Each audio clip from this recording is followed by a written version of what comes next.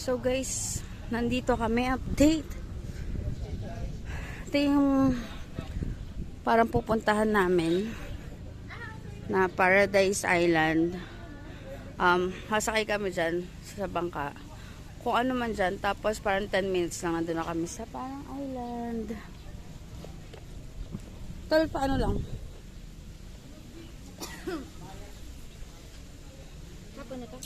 Oh, bawal daw, diba? So, dito guys, no food and drinks allowed pagpasok nyo dito. Tapos, ayan yung Costa Marina Beach Resort. Ayan. Yan ang kanilang rules and regulations. And if you would like to call them, here's their numbers.